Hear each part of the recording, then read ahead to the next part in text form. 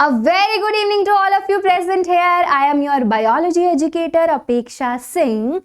पहले मुझे ये बता दो कैसे हो सब लोग। एकदम बढ़िया हो, सबकी प्रिपरेशन मस्त चल रही है ना? बिल्कुल। I hope you all are doing great. ठीक है, तो चलो आज का सेशन स्टार्ट करते हैं इसी बात पे। तो आज का जो सेशन होने वाला है उसका नाम है कॉन्सेप्ट स्ट्रीक्स। अब आप पूछोगे मैम आप इसमें क्या करवाने वाले हो? तो इसमें हम लोग करवाने वाले हैं जितने भी इम्पॉर्टेंट कॉन्सेप्ट्स हैं, जितने भी इम्पॉर्टेंट टॉपिक्स हैं, उसको हम लोग करवाने वाले हैं विद इन 10 to 15 मिनट्स। मतलब बहुत शॉर्ट में आपको पूरा कॉन्सेप्ट समझ में आ जाएगा एंड साथ ही साथ उसके क्वेश्चंस भी हम लोग सॉल्व कर लेंगे जो प्रीवियस ईयर क्वेश्चंस है। ठीक है, तो उसके लिए क्या करना है, आपको ये पूरा वीडियो देखना है बिकॉज ये ऐसा टॉपिक है, आज का जो टॉपिक मैं करवाने वाली हूँ उसमें से हर साल एक ना एक क्वेश्चन आता है।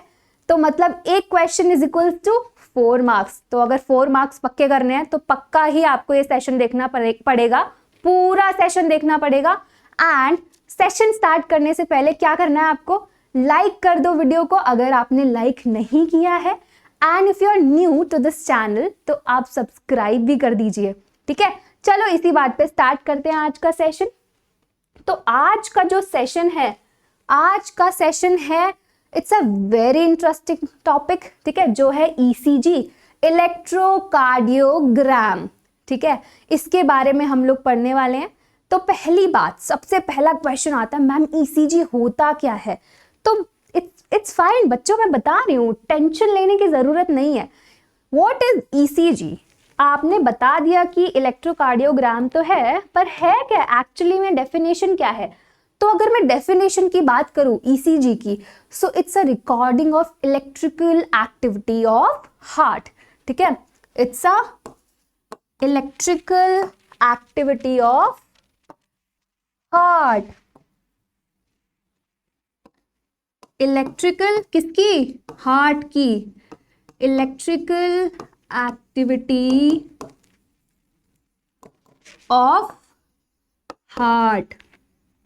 ठीक है, अब आप बोलोगे मैम ये इलेक्ट्रिकल एक्टिविटी क्या है? तो आपको मैं थोड़ा सा और डिटेल में लेकर जाती हूँ कि ये इलेक्ट्रिकल एक्टिविटी एक्चुअली में है क्या।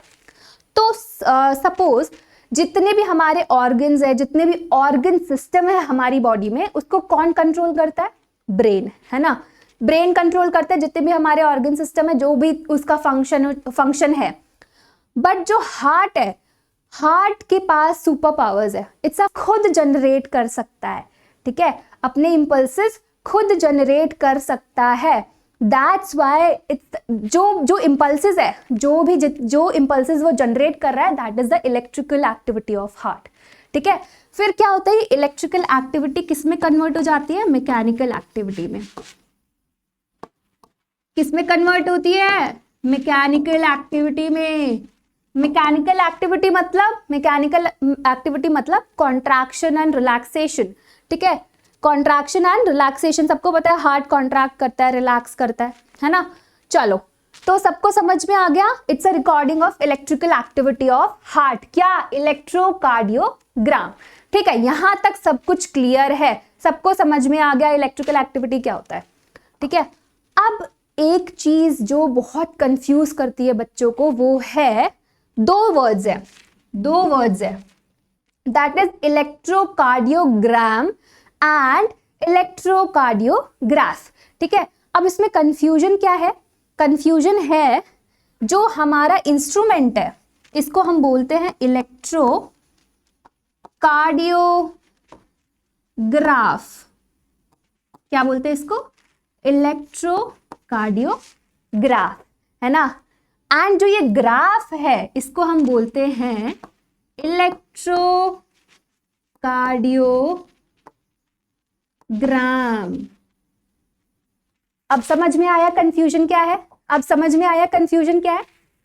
तो बच्चों को क्या कंफ्यूजन होता है, ग्राफ है तो वो सोचते हैं कि ये ग्राफ के बारे में हम लोग बात कर रहे हैं, बट एक्चुअली में ऐसा नहीं है, उल्टा है। तो इलेक्ट्रोकार्डियोग्राफ एंड इलेक्ट्रोकार्डियोग्राम, एंड इसमें इतना कंफ्यूजन होता है बच्चों को, इतना ज्यादा कंफ्यूजन होता है कि वो गलत करके ही आते हैं हमेशा। तो मैं इसको थोड़ा सा ना ये इंपॉर्टेंट बता देती हूँ, मतलब स्टार लगा दिया है मतलब इंपॉर्टेंट टॉपिक है, ठीक है। जहां भी आपको मेरे किसी भी लेक्चर में अगर स्टार दिख गया तो समझ जाना इंपॉर्टेंट टॉपिक है। तो अगर ये क्वेश्चन आता है इस पे, क्योंकि क्या है एनटीए वालों को पता है कि बच्चे ना कंफ्यूज रहते हैं इसमें, तो जानबूझ के क्वेश्चन देते हैं। तो अगर ये क्वेश्चन आएगा तो मुझे लगता है सब लोग सही करेंगे। जल्दी से कमेंट सेक्शन में बता दो, सब लोग सही करेंगे? सही करेंगे, यस। 4 मार्क्स आपके पक्के यहीं पे, 4 मार्क्स आपके पक्के अगर आपने क्वेश्चन सही कर दिया, अगर ये क्वेश्चन आया तो, ठीक है। इलेक्ट्रोकार्डियोग्राफ मतलब इंस्ट्रूमेंट एंड इलेक्ट्रोकार्डियोग्राम मतलब ग्राफ, समझ में आया? जिसमें वो वेव्स दिखती है आपको बहुत सारी, वो है इलेक्ट्रोकार्डियोग्राम। चलो आगे बढ़ते हैं। अब आगे बढ़ते हैं, अगर हम नॉर्मल ईसीजी की बात करेंगे, ठीक है। अब बोलोगे मैम वेव्स की बात कर रहे हो तो नॉर्मल ईसीजी कैसा दिखता है? तो कुछ ऐसा दिखता है हमारा नॉर्मल ईसीजी। ये है आपका नॉर्मल ईसीजी। इसमें 3 वेव्स होती है जिसको हम लोग आगे पढ़ने वाले हैं। मैंने आपको ये दिखा दिया कि नॉर्मल ईसीजी कुछ इस तरह का दिखता है, ठीक है। चलो आगे बढ़ते हैं। अब हम देखते हैं कि कितने टाइप की वेव्स होती है और उसका क्या सिग्निफिकेंस है, क्या वो है ना बताता है, इस वेव का क्या इंपॉर्टेंस है, मतलब किस वजह से वो वेव्स जो है वो आ रही हैं उसमें इलेक्ट्रोकार्डियोग्राम में। तो टाइप्स ऑफ वेव्स की अगर हम बात करते हैं तो हमारे पास 3 टाइप की वेव्स है। पहली है हमारे पास पी वेव, ठीक है। दूसरा जो है वो है क्यूआरएस कॉम्प्लेक्स, ठीक है। एंड जो थर्ड है वो है टी वेव, ठीक है। क्या है? पहला जो है वो है पी वेव, दूसरा है जो है वो क्यूआरएस कॉम्प्लेक्स है, and third one is T wave. यहां तक किसी को कोई प्रॉब्लम है? सबको क्लियर है? 3 टाइप की वेव्स होती है ईसीजी में, P wave, QRS complex and T wave, ठीक है। अब मैं इसकी क्यों होती है ये वेव्स, किसकी वजह से होती है वो बताती हूँ। जो पी वेव है, जो पी वेव है हमारी, वो होती है बिकॉज ऑफ एट्रियल डीपोलराइजेशन। किसकी वजह से? Atrial depolarisation. अच्छा, अब ये जो वर्ड है डीपोलराइजेशन, बोलोगे ma'am what is this word, ठीक है। बहुत ज्यादा ही अजीब सा वर्ड है, तो मैं इसका मतलब पहले बता देती हूँ। मैं बताना भूल गई इस वर्ड का मतलब, मैं बता देती हूँ आपको। 2 वर्ड्स का मतलब जानना है। पहला है डीपोलराइजेशन। डीपोलराइजेशन क्या है? एंड दूसरा जो है वो है रीपोलराइजेशन। रीपोलराइजेशन क्या है? तो अगर मैं डीपोलराइजेशन की बात करूं तो डीपोलराइजेशन का मतलब होता है कॉन्ट्रैक्शन, ठीक है। कॉन्ट्रैक्शन सबको पता है, हार्ट कॉन्ट्रैक्ट करता है, contraction, so that is depolarization, contraction, ठीक है। अगर मैं रीपोलराइजेशन की बात करती हूं तो इसका मतलब होता है रिलैक्सेशन। क्या है इसका मतलब? रिलैक्सेशन। तो आई होप ये दोनों वर्ड्स आपको क्लियर हो गए। ये मैं इसीलिए पहले बताना चाहती थी क्योंकि हम लोग यहाँ पे यूज करने वाले हैं, जैसे कि एट्रियल डीपोलराइजेशन, इसीलिए मैंने आपको ये वर्ड्स पहले बता दिए कि इनका क्या मतलब है। डीपोलराइजेशन का मतलब कॉन्ट्रैक्शन, रीपोलराइजेशन का मतलब रिलैक्सेशन, ठीक है। अब पी वेव किसकी वजह से होता है? एट्रियल डीपोलराइजेशन मतलब एट्रियल कॉन्ट्रैक्शन। जब एट्रिया कॉन्ट्रैक्ट करता है सो उसकी वजह से कौन सी वेव आती है? पी वेव, ठीक है। तो अगर मैं यहां पे आपको दिखाऊं तो ये हमारी है पी वेव, दिस वन, ठीक है। आया सबको समझ में? पी वेव सबको समझ में आया? किसकी वजह से होती है? एट्रियल डीपोलराइजेशन की वजह से। तो ये वाला जो है इंपॉर्टेंट है बिकॉज ये लोग पूछते हैं कि पी वेव किसकी वजह से होती है, क्यूआरएस कॉम्प्लेक्स क्यों आता है, टी वेव किसकी वजह से होती है ना। तो मैं यहां पे आपको स्टार बना देती हूं। ये क्या है? आपके लिए इंपॉर्टेंट टॉपिक है, ठीक है। तो याद रखेंगे सब लोग एट्रियल डीपोलराइजेशन। अब हम आते हैं क्यूआरएस कॉम्प्लेक्स पे। क्यूआरएस कॉम्प्लेक्स क्यों होता है, इलेक्ट्रोकार्डियोग्राम पे क्यों दिखता है? It is because of the ventricle depolarization. किसकी वजह से? वेंट्रिकल डीपोलराइजेशन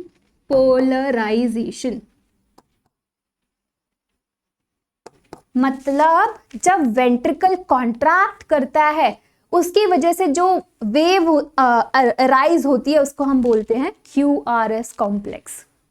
समझ में आया सबको? एक बार जल्दी से कमेंट सेक्शन में सब लोग बोलेंगे मैम समझ में आ गया। बिल्कुल, कॉन्सेप्ट क्लियर है? कॉन्सेप्ट क्लियर है ना सबको? चलो आगे बढ़ते हैं। अब टी वेव की अगर मैं बात करूं तो T wave is because of the ventricle repolarisation. यहां पे मैंने आपको बताया रीपोलराइजेशन का मतलब रिलैक्सेशन। तो जब वेंट्रिकल्स रिलैक्स करते हैं उसकी वजह से जो वेव आती है उसको हम बोलते हैं टी वेव। तो मैं यहां लिख देती हूं वेंट्रिकल रीपोलराइजेशन, वेंट्रिकल रीपोलराइजेशन। ठीक है, आ गया सबको समझ में? अब क्वेश्चन आएगा तो इस पे हो जाएगा ना, क्वेश्चन आता है इस पे। अभी आपको मैं PYQs करवाऊंगी तो उसमें क्वेश्चंस हैं और आपको जितने भी 2019 2020 का क्वेश्चन पेपर उठा लेना, आपको क्वेश्चन मिलेगा इसमें से। तो इसीलिए मैंने स्टार भी लगा दिया है, पढ़ लेना, बहुत इंपॉर्टेंट टॉपिक है। आई होप अभी तक सब कुछ क्लियर है, सबको समझ में आ रहा है ना? क्या क्या पढ़ा हम लोगों ने? हम लोगों ने पढ़ा है ECG क्या होता है, ठीक है। फिर हम लोगों ने पढ़ा है नॉर्मल ECG कैसा दिखता है। यहाँ पे मैं दिखा देती हूँ एक बार फिर से आपको नॉर्मल ECG में। तो ये वाला जो पार्ट है this is called the QRS complex. क्या है ये? QRS complex. एंड ये वाला पार्ट जो है that this one is T wave. ये किसकी वजह से होता है? Atrial depolarization, ventricle depolarization, ventricle repolarization. ठीक है, सबको क्लियर है? ये नॉर्मल ECG है। ठीक है, नॉर्मल ECG है ये। ठीक है, अगर कुछ प्रॉब्लम्स होगी, अगर P वेव थोड़ा सा ऐसा होगा या ये इन्वर्टेड होगा, ऐसा होगा, तो मतलब वो नॉर्मल ECG नहीं है, मतलब आपके हार्ट में कुछ ना कुछ प्रॉब्लम है। ठीक है, समझ में आ गया ना? तो अगर आपका कुछ इस तरीके से ECG दिखता है तो मतलब आप सेफ। चलो चलो चलो आगे बढ़ते हैं। ये तो हो गया। अच्छा चलो, यहीं तक था ये टॉपिक। अब हम इसके क्वेश्चंस करने वाले हैं, थोड़े क्वेश्चंस लगा लेते हैं क्योंकि टॉपिक तो हम लोगों ने पढ़ लिया है ना।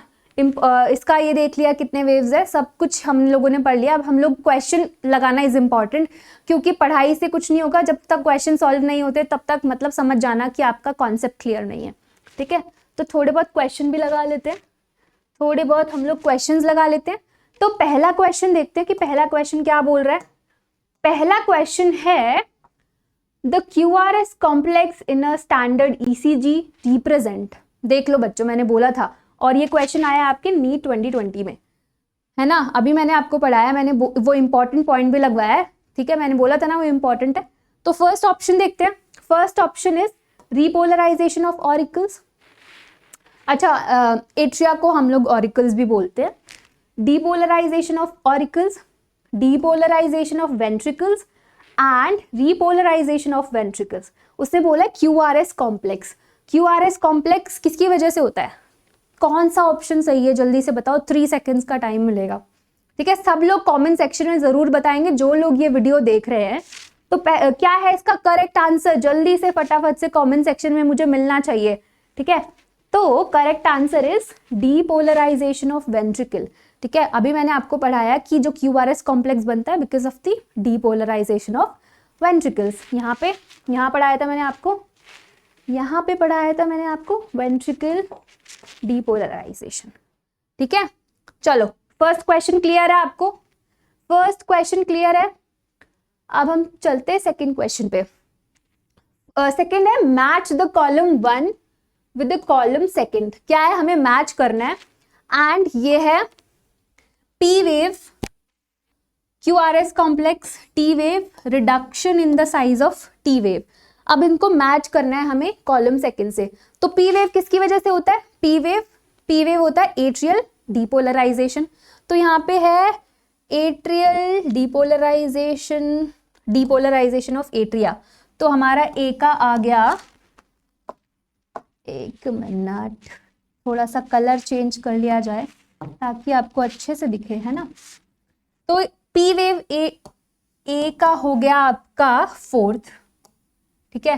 क्यूआरएस कॉम्प्लेक्स किसकी वजह से होता है? क्यूआरएस कॉम्प्लेक्स किसकी वजह से? वेंट्रिकल डिपोलराइजेशन की वजह से। तो वेंट्रिकल डिपोलराइजेशन कहाँ पे है हमारा? वेंट्रिकल डिपोलराइजेशन ऑफ वेंट्रिकल, तो बी का आपका आ गया फर्स्ट, ठीक है। कोई ऑप्शन मैच हो रहा है क्या? कोई ऑप्शन मैच हो रहा है यहाँ पे? यहाँ पे हाँ हो तो रहा है। चलो आगे बढ़ते हैं, टी वेव देखते हैं। टी वेव किसकी वजह से होता था? वेंट्रिकल रिपोलराइजेशन की वजह से। तो रिपोलराइजेशन ऑफ द वेंट्रिकल सी का है सेकंड, सी का सेकंड। यहाँ पे कोई मैच हो रहा है? हाँ, बी एंड सी मैच हो रहे हैं। Reduction in the size of T wave is because of coronary ischaemia, ठीक है। तो हमारा आंसर आ जाएगा करेक्ट थर्ड वाला, सी, सॉरी हाँ थर्ड, सॉरी बी, ठीक है। बी का 4th आ जाएगा, सॉरी हाँ B is the correct option. सही है, बिल्कुल सही है। सबको समझ में आ गया? देख लो एक बार किसकी क्या है इसका करेक्ट आंसर। समझ में आया ना सबको? चलो नेक्स्ट क्वेश्चन देखते हैं। हमारा नेक्स्ट क्वेश्चन क्या है? नेक्स्ट क्वेश्चन बोल रहा है what would be the heart rate of a person if the cardiac output is 5 liters, blood volume in the ventricles at the end of the diastole is 100 ml and at the end of the ventricle systole is 50 ml, ठीक है। अब देखो इसका ना simple सा formula है, इसका simple formula है, वो हम लोग देखते हैं। उसको क्या बताना है हमें? हार्ट रेट बताना है, हार्ट रेट, ठीक है। तो कार्डियक आउटपुट हमें उसने दिया हुआ है, कार्डियक आउटपुट है 5 लीटर्स। कितना है कार्डियक आउटपुट? 5 लीटर्स है।